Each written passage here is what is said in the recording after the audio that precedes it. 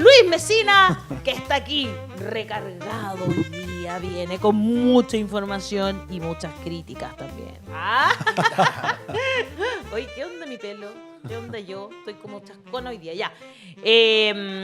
Bueno, Luis, vamos a conversar sobre varias cosas.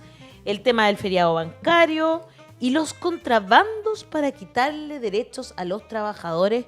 Qué interesante concepto para usar en este caso, mi querido Luis. Sí, bueno, muchas gracias por la invitación. Bueno, creo que hay que explicar brevemente lo que se conoce como feriado bancario para los auditores del programa, porque en realidad no se conoce. El feriado bancario es una prerrogativa, un derecho, cuya titularidad le cae a los trabajadores y trabajadoras del sistema financiero, particularmente del trabajo bancario. Y que consiste fundamentalmente en que el día 31 de diciembre, hace más de 50 años, mucho más, no se ha trabajado por una razón técnica, porque los bancos hace muchos años atrás tenían que finalizar sus operaciones contables el día 31 de forma tal terminar el año entregando los correspondientes balances. La gente se preguntará, bueno, pero eso también corre para todas las empresas, es cierto. Pero la banca es una institución, diría, peculiar respecto a las demás, porque opera con recursos que no le son propios. De 10 pesos que un banco administra, 9 pesos le corresponden a la gente. Y en consecuencia, todas sus cuentas deben reportarse oportuna y de manera, yo diría, pública. Y es por eso que las entidades bancarias a lo largo de la historia han tenido esa responsabilidad que no tienen otras instituciones. Y mira, me parece relevante para los efectos que la gente comprenda. El 8 de mayo de 1931, ¿Ya? 1931 se publicó en el Diario Oficial un decreto con fuerza de ley, el número 157, que estableció días y horas de funcionamiento de los bancos e instituciones hipotecarias, como asimismo la Caja de Crédito Popular. No atenderán público, señalaba claramente este decreto con fuerza de ley, los días 30 de junio y 31 de diciembre. La gente que está escuchando 30 de junio, ¿por qué? Porque es el último día del primer semestre. Antiguamente los balances se entregaban semestralmente, es decir, 2 veces al año. Y por eso el día 30 de junio y 31 de diciembre eran días no hábiles para el público. Pero eso no significaba que no trabajaran los trabajadores. Incluso hoy día los trabajadores siguen trabajando. ¿Cuál ha sido el problema? Que esto fue aceptado por la comunidad, los clientes de la banca, ¿Ya? por los trabajadores y por los propios empresarios del sistema financiero. Era una norma que estaba ya formada parte de la cultura. Si estoy hablando del 31 del 8 de mayo del año 1931, son varios años, más de 90 y 94 años estamos hablando. Y ese es un tiempo suficiente para que este derecho se constituyera como tal. Por eso señalamos que una prerrogativa, un derecho que le asista a los trabajadores ejercitarlo. Ahora, por una disposición de la Comisión o una interpretación de la Comisión del Mercado Financiero, a propósito de la ley Fintech, que para quienes nos escuchan, la ley Fintech es una ley que regula el funcionamiento de las instituciones que operan en el mercado financiero compitiendo con la banca formal. Esto es bastante engorroso y es alambicado explicarlo en tan poco tiempo, pero para que la gente que nos escucha, han surgido una cantidad importante de aplicaciones tecnológicas, las famosas APPs, que operan fundamentalmente a través de un software o un dispositivo en los celulares, los aparatos celulares, las tablets, los computadores. ¿Y eso qué permite? Que cualquier ciudadano interactúe con el sistema financiero, acceda a los productos que el sistema financiero otorga. Hasta ahí no hay ningún problema, porque los bancos tienen sus propias plataformas digitales a las cuales las personas acceden, particularmente la gente joven que hace transacciones a través de los celulares, a través de estas APPs. ¿Cuál es el problema? Que han surgido estas tecnologías financieras, las famosas fintech, que operan de manera muy desregulada, ofreciendo los mismos servicios a la banca. ¿Cuál es la perspectiva entonces? Que los bancos tradicionales, y como conoció la gente más, la gente con un poquito más de edad, están tendiendo a desaparecer. Y de hecho los bancos en los últimos 3, 4 años han cerrado muchas sucursales. El caso del Banco Santander, el Banco Chile, han cerrado, no estamos hablando de 3, 4, 10, 20, no, 200 sucursales cerrados Santander. Tremendo. Entonces, ¿eso qué genera como contrapartida? Alto desempleo, la gente pierde los empleos y en consecuencia el costo que tenían las instituciones bancarias de otorgar un servicio finalmente es trasladado a los usuarios del sistema. Hasta ahí la cosa aparentemente opera de manera razonable, en coherencia y en concordancia con lo que es el desarrollo de la tecnología. Sí, ese es el gran problema, porque la tecnología se está instalando no solamente en el sistema financiero, sino que además en otras empresas. El problema es que destruye mucho empleo, destruye fuerzas productivas, echa a la gente a la calle y no hay perspectiva de resolver este tema. Ahora, la FinTech es justamente una ley que vino a regular, de alguna forma, la operatividad de estas empresas financieras, FinTech.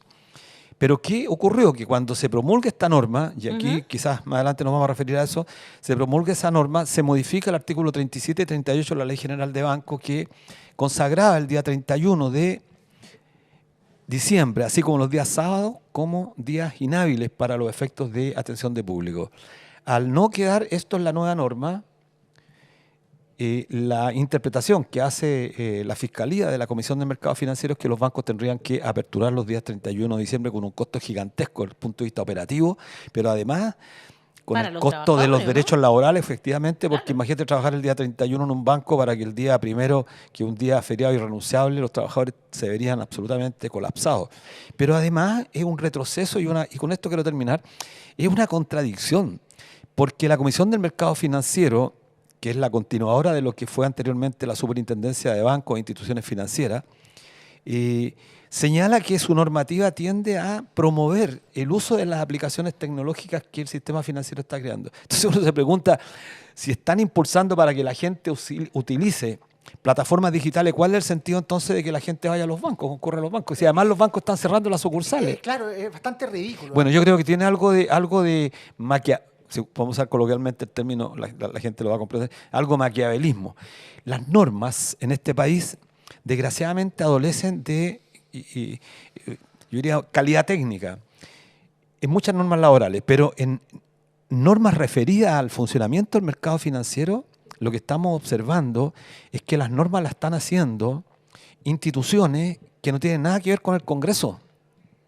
Y esto a nosotros nos parece muy grave, porque las leyes que presente el Ejecutivo, que presente el Congreso, se discuten en esa esfera, en el Poder Judicial, perdón, en el Poder Legislativo, en el Poder Ejecutivo.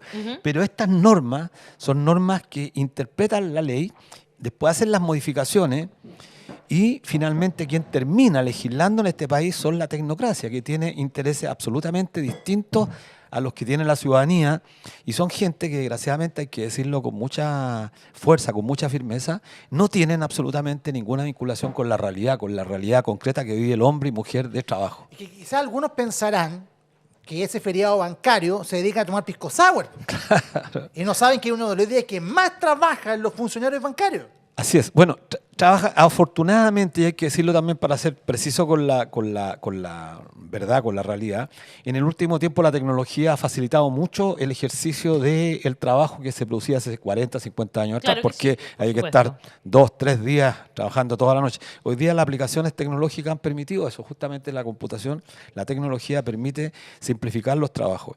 Pero eso no dice de que la gente no tenga que estar atenta a lo que se hace el día 31. Pero, en definitiva, la transgresión a este derecho, como dije, esta prerrogativa que tenían los trabajadores desde el año 31 en adelante, parece además absurda, porque analizando todo el desarrollo de la norma de la ley FinTech, saben ustedes que ningún congresista, ninguno, hizo referencia a la eliminación del feriado bancario, y sin embargo nos encontramos que una norma o una interpretación de la Comisión de Mercado Financiero, es decir, un órgano que depende del Ministerio de Hacienda, termina finalmente conculcando un derecho. Eso nos parece a nosotros grave. Pero esto no solamente ocurre en nuestro sector, ocurre en muchos sectores de la economía del país.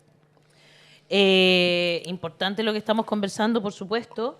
Esta es una forma entonces de legislar que es distinta también, podríamos decirlo así, porque al final son ellos los que interpretan, ¿no?, la ley, que a mí me parece bien que se regule lo que pasa con las plataformas, como dices tú, lo que pasa con la tecnología al servicio de ciertos trabajos. Eso es importante, siempre es necesario tener en cuenta cómo van cambiando los trabajos también para que el país pueda hacer políticas públicas que estén claras.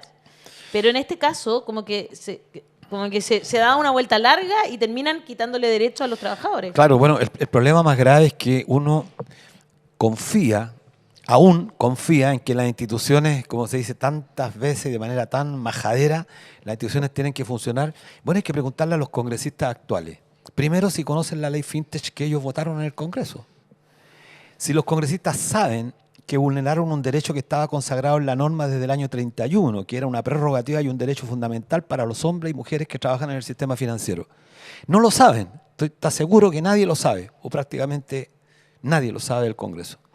Probablemente alguno interesado que empujó para que esta norma se extrajese de la nueva promulgación de la norma. Pero ¿cuál es lo grave? Que finalmente terminan legislando instituciones que son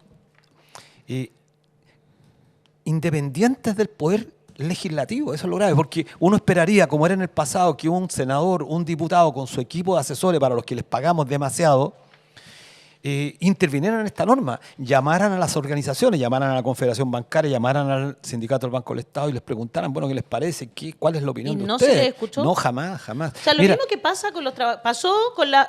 A ver, el otro día con las matronas que tuvieron que salir a la calle a moverse. Bravísimo, fue bravísimo. Pasa con los trabajadores de la salud en general, que nosotros lo hemos entrevistado cuando van en camino al ministerio y son incapaces de atenderlo y los dejan encerrados en el lobby del lugar. Se ha convertido en una costumbre. Se ha convertido en una costumbre no escuchar a los trabajadores y trabajadoras. Bueno, es lamentable porque el gobierno llegó prometiendo una nueva forma de hacer política, ¿no? Una forma diferente que iba a implicar ser partícipe a la ciudadanía. Bueno, pero en esta materia no se ha consultado. Y mira, que es grave esto porque si algún congresista escucha este programa, que creo que lo deben escuchar algunos, el año 97 pasó algo parecido. No, escuchan en el Congreso. En el Congreso. Sí. Pueden poner a grabar ahora. Eso. También. Graben. Rec. Y en La Moneda, yo sé que ustedes están escondidos escuchándonos. Ahí. Sí, audífonos. Bueno, mira, y el año 97 pasó algo parecido. Por un error en la modificación de la Ley General de Bancos se obvió señalar el artículo 38 y por esa vía en el año 98, al año siguiente, hubo que trabajar mediodía. Se repuso esta norma, ¿sabes por qué? Porque hubo una iniciativa del presidente de la Asociación de Bancos, en ese entonces Hernán Somerville, un hombre bastante peculiar, con la Confederación Bancaria, con el Banco del Estado y con el presidente del Senado, en ese entonces Andrés Saldívar. Entonces se puso de acuerdo en esa norma, en una ley corta, se llevó al Congreso y el Congreso terminó sancionándola favorablemente y se repuso este derecho. Bueno, uno lo que esperaría es que justamente los congresistas lo hicieran. Nosotros tuvimos una reunión con el ministro del Trabajo, al que le solicitamos explícitamente que él, como parte del Ejecutivo, se la jugara para generar los espacios que hagan posible la reposición de este derecho que se perdió inexplicablemente, porque la presidenta de la Comisión de Mercado Financiera, Soledad Bernstein, señaló que en realidad ellos no tenían la culpa, que ellos se encontraron con la norma, la interpretaron y a partir de la interpretación señalan que el día 31 no se debiese trabajar. Los bancos privados en general tampoco comparten la idea de trabajar el 31 porque eso tiene muchos costos. Y el beneficio que reporta es marginal. Imagínate abrir un banco desde Arica a Magallanes, cuando el público que concurra a los bancos, porque ya se ha hecho una cultura que el 31 es un día bancario, entonces ¿quién va a hacer operaciones financieras? Sí, no, y el 31 está la gente Exacto. viajando, entonces la gente está en otra, entonces haciendo la comida de la noche, comprando las últimas cosas, ordenando su casa. Por eso los bancos no están de acuerdo. No con el banco, digamos, no ir al banco. Así es. En el fondo es una campaña en contra de los feriados, pero meten todo en un saco. Claro. El feriado bancario es trabajado. Pero es que no es un feriado, justamente. Aquí hay gente, hay una persona que, así como, no sé si un voto o una persona, pero pregunta así como, ya, y los 25.000 con licencia, como que meten todo, claro. Es que nada, no tienen nada que ver, a eso me refiero. Meten todo en el mismo caso. Estamos hablando de trabajadores del mundo privado. No sé si lo están entendiendo. Como 60.000 trabajadores. Código del trabajo, sí, que no han sido investigados. Mira, a mí no me cabe duda que en el mundo privado también puede pasar esto es peor, de yo creo. Licencias peor. Claro, que la gente se va de... Ya es una cuestión de las licencias truchas, es una cuestión a nivel estructural del país, ya lo entendemos, ¿no? Si hay 25.000 funcionarios públicos que las usan, bueno, también evidentemente hay en el sector privado, esto es una cuestión, una costumbre. Pero no por esas personas vamos a creer que todos los trabajadores tienen que perder todos sus derechos. Todos sus derechos. Porque hay unos gallos que son unos frescos de raja. Bueno, trabajemos el 1 de mayo entonces porque hay licencias truchas. Vamos en una... Trabajemos el 25 de diciembre y el 1 de enero, no sé, o sea, ¿qué les pasa, de verdad? Tú sabes que en Argentina, a propósito de esta idea ridícula, a los pilotos Sí, hay un proyecto ya casi aprobado donde le van a reducir de 40 a 14 los días de vacaciones y ¿Ya? le van a reducir a la mitad la hora de descanso legal entre vuelo y vuelo. Me está igual, Sí, perdón. sí, sí. Y eso es que esto es grave porque puede provocar un accidente No, aéreo. exactamente. Un piloto sin el suficiente descanso puede generar la muerte de Claro, personas. por supuesto. Pero por eso es gravísimo. Y bueno, ya que entramos en este tema, querido Luis, me gustaría conocer tu perspectiva respecto a lo que ha ocurrido en Contraloría, el escándalo de la licencia falsa y lo que ha ocurrido también con los sumarios que están en curso y los que van a venir. ¿Cuál es la posición de usted? Sí, nosotros de manera tangencial lo discutimos en la Confederación Bancaria y bueno, personalmente y creo representar con esto a toda mi organización, nos parece una conducta absolutamente repudiable. Lo dijimos de alguna forma, este es un baldón a los trabajadores honestos que trabajan, que son la gran mayoría, la inmensa mayoría de los trabajadores o los funcionarios públicos, que trabajan honesta, honradamente, tratando de cumplir una misión frente al público que demanda atenciones en materias que son muchas veces tremendamente relevantes. Impuestos internos, la Tesorería General de la República, bueno, y tantos otros servicios públicos, particularmente los vinculados a los servicios más básicos, como la salud, por ejemplo, de la cual tengo una yo diría, muy buena opinión. Creo que son un personal que estoicamente trabaja por tratar de responder a las demandas de la ciudadanía, que muchas veces está radicada en los sectores más populares. Sin embargo, estos 25.000 y quizás más que cometieron esta grave, yo diría, transgresión, merecen ser sancionados. Sí, claro. yo creo que está en juego la confianza pública, hay un daño a la fe pública que es muy grande. Pero no hay que confundirse. Eso, por favor. No hay que dígalo confundirse porque esto es consecuencia de una práctica que se instaló en nuestro país y que ha generado una conducta, porque en el sector privado a mí no me cabe duda que también se repiten estas prácticas, pero una conducta que empieza a ser asumida por la ciudadanía, que es lamentable, que es la práctica del abuso, del delito que va acompañado de la impunidad. Y no debemos perdernos de vista. Esto obedece a la práctica que se instaló en el periodo de la dictadura. Yo creo que muchas veces se olvida esto. La dictadura fue la que corrompió la sociedad en todas sus instituciones. No hubo castigo, en Chile no hubo castigo para los corruptos que se hicieron, por ejemplo, de las empresas públicas sin pagar un solo peso. Es la noche más oscura para nuestro país. Esos son los que hoy día dirigen prácticamente las grandes corporaciones en nuestro país. Mira, yo en reiterados programas cito esta frase famosa de Honoré de Balzac que señala que detrás de todo gran fortuna se esconde un delito, siempre. Y yo esa frase tan demoledora, esa sentencia, creo que para Chile cae perfectamente. Y voy a decir algo que me hago responsable. Yo lo he dicho varias veces. En Chile no creo que hay ningún gran empresario en Chile que no haya generado su fortuna sobre la base de haber cometido algún delito en su carrera ascendente. Ninguno. Trabajo hace más de 40 años en el sistema financiero y por lo tanto en el sistema financiero están concentrados prácticamente los más grandes millonarios de este país. Conozco la historia de muchos, de algunos que aún siguen poseyendo mucha riqueza. Y puedo decirlo con propiedad, que no se explica cómo han logrado esa fortuna si no es solo cometiendo infracción a la norma permanente, cometiendo el delito fundamental de no pagar impuestos como corresponde, de evadir impuestos. Y esto que digo, ¿cuál es la gravedad? ¿La gravedad de imputar un delito? No, la gravedad, ¿saben cuál es? La impunidad con la que gozan ellos. Y que además el Estado se ha hecho cómplice en el último tiempo, porque no olvidemos, por ejemplo, los perdonazos al grupo Pullman, Claro. en los gobiernos de la concertación.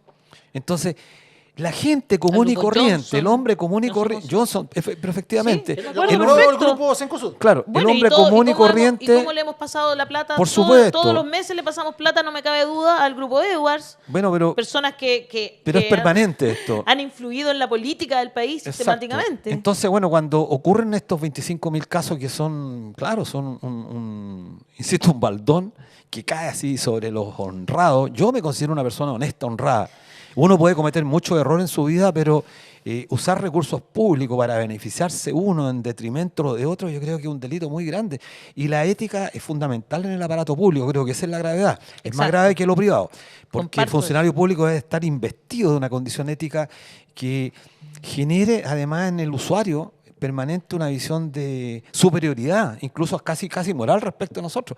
Es reivindicar el rol de la función pública, porque de lo contrario hacemos una cesión muy grande a lo privado. Entonces vuelven a aparecer esto. Yo escuchaba los comentarios de la derecha que son francamente patú, De la tijera, señalando que que es la claro, tijera. que lo público demuestra una vez más la ineficiencia frente a lo privado. Pero esta gente no dice nada, absolutamente nada, cuando se trata de los grandes delitos de Pero cuello y si corbata. son funcionarios de su lado también, Por supuesto, que como que eso. si fueran puras personas de izquierda las que están ahí. Pero mira, ¿Qué les pasa? ¿Qué pasó con O la sea, por fuerza? favor. Pero ¿qué pasó con los grandes delitos del alto mando de carabineros?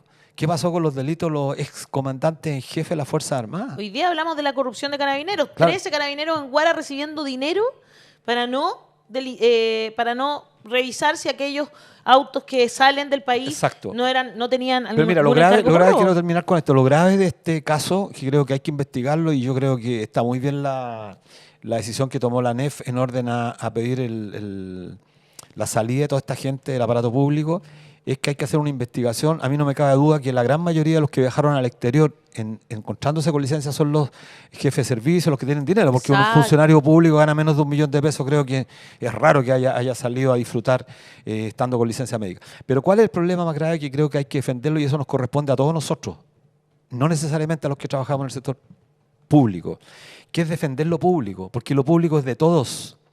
Y si lo público es de todos, nos pertenece a todos. Y hay que defenderlo porque es de nosotros. No es como lo privado. Lo privado justamente está en el ámbito de lo oscuro, de lo extraño, de lo que es la sociedad anónima, que funciona con ciertas normas. Lo público es transparente. ¿Por qué es transparente? Porque nos pertenece a todos. Y en función de eso creo que es relevante enfatizar en este aspecto de que tenemos que defender lo público. No siempre ha sido ineficiente respecto a lo privado.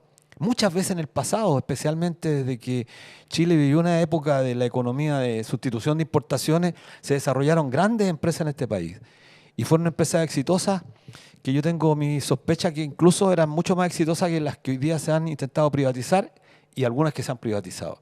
Entonces creo que la ciudadanía tiene el legítimo derecho de comparar el servicio que hoy día le ofrecen, por ejemplo, las empresas encargadas de otorgar beneficios, por ejemplo, en la electricidad, en el agua potable, etcétera, etcétera, respecto a lo que era el pasado. Por supuesto, guardando las proporciones de que somos muchos más habitantes hoy día, de que hay más uso de la tecnología, etcétera. Pero creo que estamos viviendo una época en la que se requiere que la función pública sea defendida porque está íntimamente ligado a la política. Lo político es público. Y cuando se deteriora lo público, se está deteriorando la política. Y eso es lo más grave. Porque aquí la derecha está sacando su rédito político, sus garras mezquino. Justamente para reducir más el Estado. Y aquí cobran sentido todo este discurso absurdo. Y no solo eso, Luis, a mí me gustaría agregar algo que ya empezó a suceder y lo digo con conocimiento de causa. Me llegó la denuncia de parte de funcionarios municipales que el hecho de que los alcaldes hagan utilización política de esto y estén en todos los canales de televisión haciendo gira, diciendo que van a despedir a la gente automáticamente. Yo no estoy diciendo que no la despidan, pero que cada caso también merece el debido proceso. O sea, toda persona tiene derecho de defensa, Lógico, primero. Exacto. lógico, No, por supuesto. pero no ha tenido, ¿ah? No han tenido, ya están en eso, les da lo mismo, llegan a los colegios, porque delante de los claro. niños, su profesora, su tía, la psicóloga, la psicopedagoga, han tenido que salir, pero no solo eso. ¿Y lo están sino que- despidiendo inmediatamente? Sí, ¿En qué comuna pasó eso? En Ñuñoa. Los funcionarios de salud, de salud han recibido agresiones de personas que se agarran de las palabras del alcalde para agredirlos. Y esta es una problemática nacional. Sabemos que los funcionarios de la salud reciben agresiones en las urgencias. Claro. Y esto está pasando en Ñuñoa mientras el alcalde se dedica a desproticar en los canales de televisión. Cuidado con las palabras, porque terminan pagando justos por pecadores. Tal cual. Es un dicho muy real. Oye, ¿te y digo eso algo? no corresponde. Aquellos que están de verdad trabajando, sacándose la mugre por las personas todos los días, no pueden estar recibiendo agresiones por aquellos que efectivamente fueron unos frescos y se aprovecharon del sistema. Pero ellos que están trabajando no son los que tienen la culpa, pues. Es Exacto. increíble porque ni siquiera en Santiago Mario desborda esto eso. Yo me consta, hubo una reunión con los distintos gremios No, este señor no escucha, pero ni Y a los ratificó gremios, ni de a que, los de que los dirigentes. sumarios van a ser privados, informado a la gente que corresponde, que no va a revelar ningún nombre. Hasta Desbordes está respetando esa privacidad. Para que vean. Bueno, Rosario se ha Ramírez, voy a leer caracterizado- algunos comentarios sí. para que pasemos al próximo tema. Rosario Ramírez dice, cada vez corren más el cerco, nos quitan derechos y con ellos dignidad. Las tecnologías se usan en contra de las y los trabajadores. Nancy Riquelme, no faltarán aquellos patrones que pagarán sueldos con cheques para ser cobrados el 31 de diciembre. Qué buena, buena. Está buena. Roxana Olivares dice, seguiré luchando por no más AFP hasta el día que no pueda más, por mis hijos, mis nietos, mis amigos, mi familia y por todo el pueblo chileno. Francisco dice, Luis Mesina, un gran dirigente, busquen y verán que su lucha es permanente. Gracias. Luis, también queremos comentar hoy día, a pocos días de la cuenta pública del gobierno, cómo se evalúan estos 3 años en materia laboral, queda el último año el gobierno, hay una promesa que no se ha cumplido. Te escuchamos. Sí, bueno, de dulce y de agraz, más de agraz que de dulce. Y hace poco estuve conversando con un destacado jurista chileno del mundo laboral, abogado, y justamente nos referimos un poco a cómo evaluar lo que el gobierno ha hecho y también cómo evaluar lo que el gobierno no ha hecho. ¿no? Eso, Y creo que exacto. es relevante lo que el gobierno no ha hecho.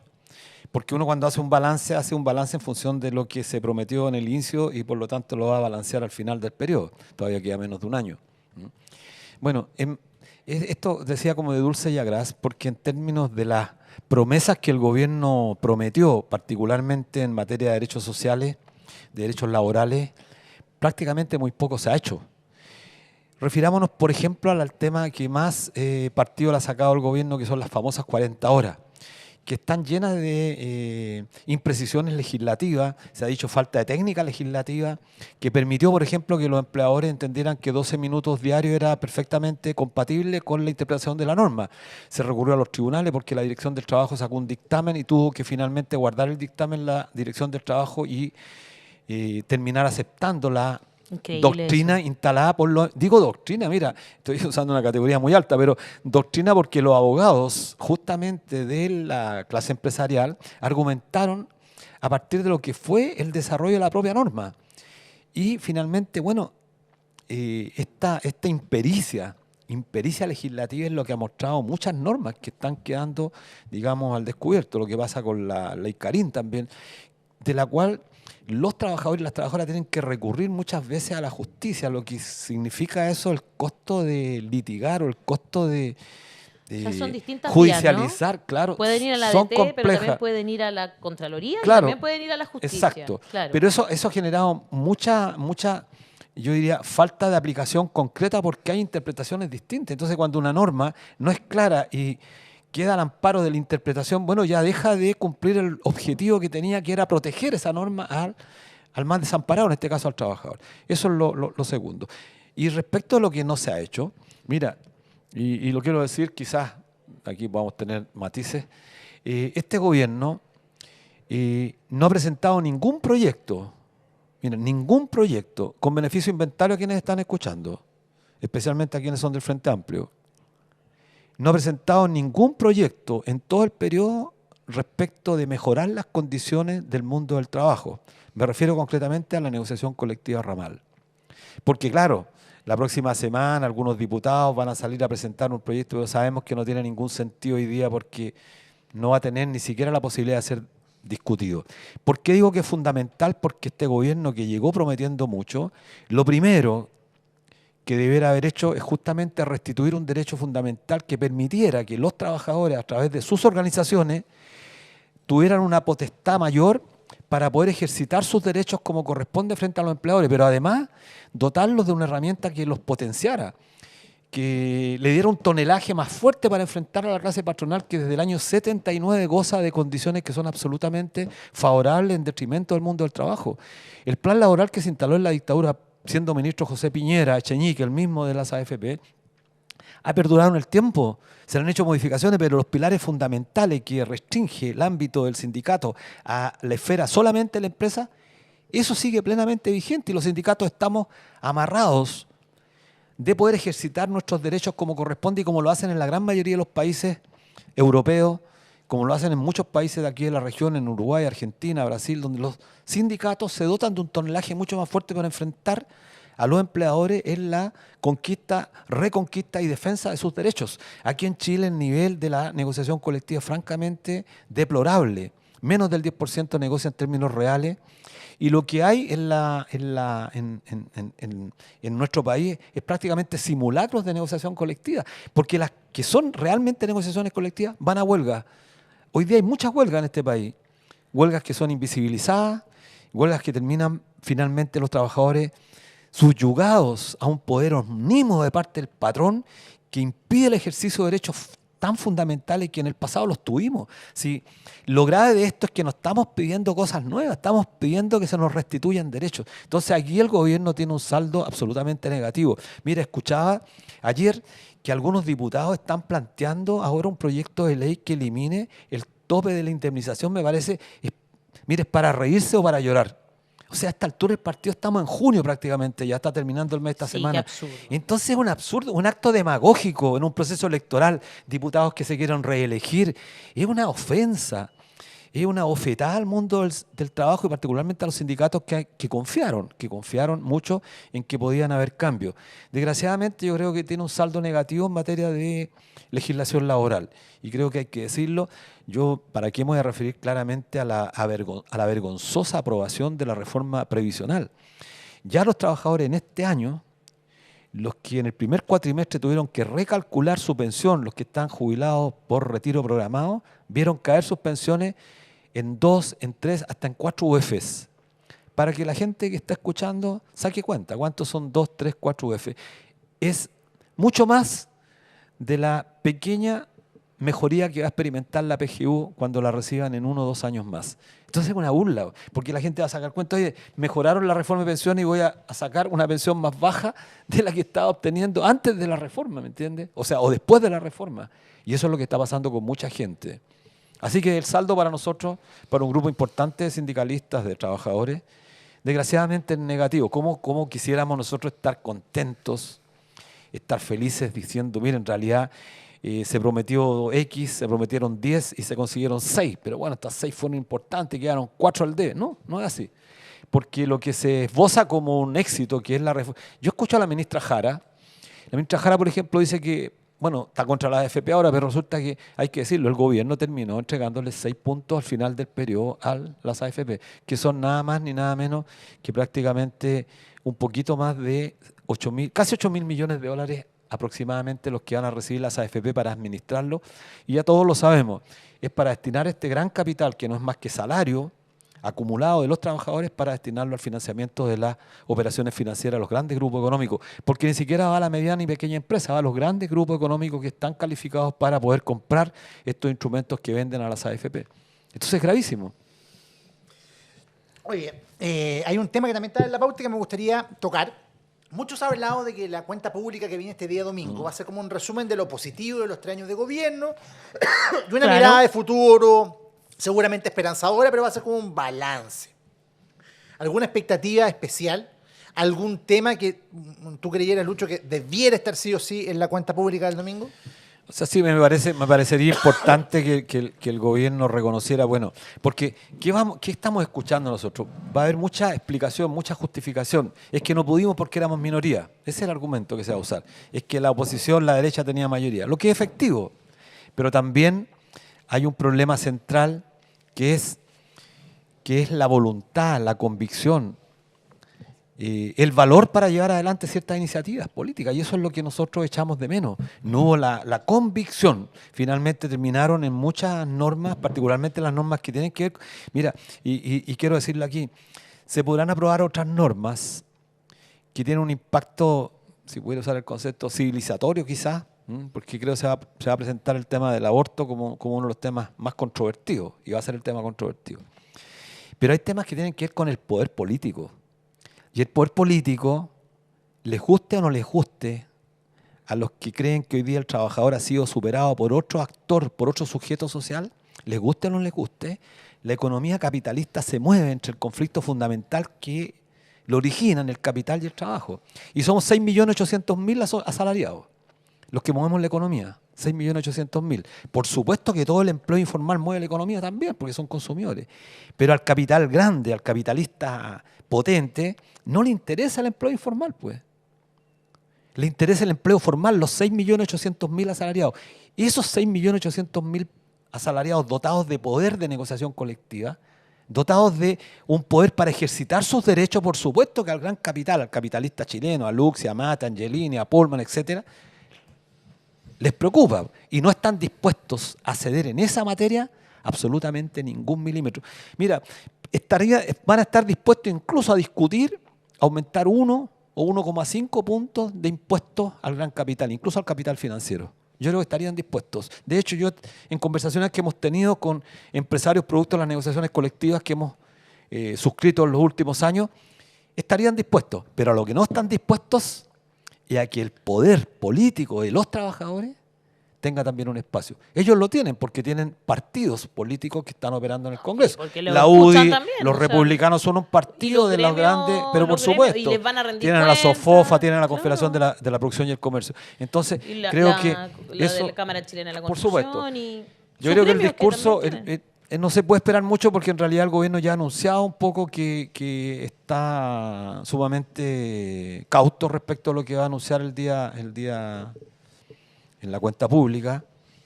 Y bueno, los trabajadores tienen, yo creo que estamos pasando un periodo complejo porque no ha habido suficiente coherencia entre lo que se prometió y lo que se hizo, y por lo tanto el desafío sigue vigente, y este desafío es como tantas veces ha ocurrido con el mundo del trabajo, que es reorganizarse. Hoy día estamos en un repliegue, si es que podemos decirlo así, pero hay que detenerse en un momento, pensar y empezar a avanzar sobre la organización y la fortaleza que necesita el mundo del trabajo, porque creo que de lo contrario vamos a seguir aumentando las tasas de desigualdad en nuestro país, que son absolutamente inaceptables en el continente. Si uno mira Argentina, Perú, las tasas de desigualdad en Chile son mucho más violentas, mucho más potentes. Sí. Está complicado. Muy bien. Sí. No, bueno, bueno, quisiera el mundo decir algo. está muy complejo, Sí, por favor, está muy difícil de Quisiera vivir. decir algo antes de terminar. Mira, no puedo dejarlo pasar. Creo que el tema de Palestina me parece a mí relevante y quería solamente decir unas palabras para los que escuchan este tema. Nosotros Sí, partimos el programa. en la voz de los que sobran, sí, siempre lo dice, pero yo también quería decirlo por un tema Me parece muy casi bien. moral. Siempre se dijo, los palestinos lo que pedían es que no nos olvidáramos de ellos. Y creo el solo hecho de recordarlos, recordar permanentemente lo que está ocurriendo con este gigantesco genocidio, quizás el más grande de la historia moderna, ¿ah? Porque en el medioevo, por supuesto, que hubieron otros genocidios peores. El que ocurrió con el pueblo indígena en nuestra América antes que llegaran los españoles fue brutal. Ese ha sido quizás uno de los más grandes. Pero este genocidio en la era moderna es intolerable, y se requiere una voluntad mucho mayor de los gobiernos para avanzar en detener al criminal Netanyahu. Yo creo que lo que ha hecho el gobierno en términos de retirar a los representantes militares es un paso positivo, pero creo que hay que avanzar mucho más allá en el rompimiento de relaciones. Creo que un Estado no puede permitirse en la era moderna avasallar a niños, a mujeres, con la complicidad de solamente quienes observan atónitos sin hacer nada. Y creo que ese es el mensaje a todos nosotros, no basta con conmovernos. Creo que, claro, tenemos pocas cosas que hacer. Eso es lo lamentable, que cuando uno dice, pero ¿qué hago? ¿Qué hago? Entonces, a lo menos difundir este tema de forma tal que no se olvide. Tú sabes que, y que se puede apoyar a familias palestinas a través de algunos organismos internacionales, y empezaron a llegar cartas de, sabes que no te vamos a seguir cobrando porque la familia palestina a la que tú estabas ayudando ya no existe. Igual. Qué cruel. Así de fuerte es que tú encuentras una forma de ayudar y sentirte menos impotente ante esta barbarie que estamos viendo además a través de las redes sociales, y ni siquiera puedes seguir haciéndolo. Sí. O sea, lo poco y nada que has encontrado que hacer. Mira, por último, yo escuchaba incluso a Ignacio Walker hoy día en la mañana. ¿Qué decía? No, totalmente apoyando. Imagínate, Ignacio Walker apoyando a la decisión del gobierno Boric de retirar a los agregados militares. Y yo escuchaba ayer a Kaiser, a Matei, cuestionando esto ya. Estamos en un país, Chile es un error. Yo lo he dicho, Chile igual error. No es Argentina, a pesar que Argentina tiene un loco en el poder, pero Chile es un error porque nosotros venimos hace ya 50 años. Entonces, que haya gente como Evelyn Matei que se permita cuestionar esto, yo creo que ya es vergonzoso. Vergonzoso. Que hay cosas que son humanitarias. Aquí basta de defender que los que estamos horrorizados con lo que sucede ahí, somos personas ideologizadas. Nosotros no estamos ideologizados. Claro. Nosotros no queremos que sigan matando niños inocentes, que tengan que morir debajo de los escombros, que tengan que dejar de comer y morir porque tienen hambre, que tengan que ir a rogar que les pasen una sopa. Sí. O sea, eso es lo que estamos defendiendo. Aquellos que se dicen pro vida, que van a salir a despotricar en contra del aborto, Claro. sin causales, Exacto. ¿verdad? Hasta la semana 14, que es lo que entiendo del proyecto, Es el proyecto, sí. que se va a presentar. Más allá de si yo crea que era el momento político para hacerlo, esos son otro tipo de consideraciones. Sí creo, por supuesto, en la decisión de las mujeres sobre su cuerpo. A lo que me quiero referir es que esas personas se dicen a sí mismos pro vida. Esas personas no son pro vida, son pro feto. No les importan las vidas palestinas. Exacto. Creen que somos dos personas. Creen que el mundo se divide entre quienes tenemos piel morena y aquellos que se creen blancos. Que no sé, nacieron un poquito más blanquitos nomás. O sea, de verdad es así de absurdo. Es así de absurdo. Los que se conmueven con las películas de los judíos durante la Segunda Guerra Mundial, o aquellos que se conmueven con las películas de esclavos de la época de la esclavitud, o de cómo mataban a las mujeres, las brujas. Sí, todo eso fue terrible, fue espantoso. Y hoy día está pasando lo mismo. Y tú, si no te conmueves, lo estás apoyando. Ya, señores. Muchísimas gracias. Gracias, Lucho. Gracias, Lucho, por Rodrigo. siempre ser tan claro, tan No, gracias enfático a ustedes. y dejarnos también pensando, reflexionando, porque este programa ha sido particularmente de reflexión por todo lo que está pasando, tanto en Chile como en el mundo. Con eso cerramos. Si usted comparta nuestros contenidos, póngales me gusta, guárdelos.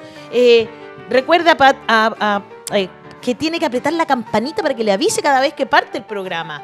Y también, por supuesto, tráiganos más colaboradores a la comunidad de Los que Sobran, porque necesitamos de ustedes para poder seguir haciendo este periodismo independiente y sin preocuparnos por que nos tengan que sostener desde alguna empresa para que nos podamos ser realmente libres e independientes. Ya, señores, que estén muy bien, que Chao, tengan una chao, buena buen tarde. jueves. Hasta mañana. Mañana es viernes. Nuestro cuerpo. Pucha, que lo Por el sabe. día. Chao, chao. 8:30. Sí.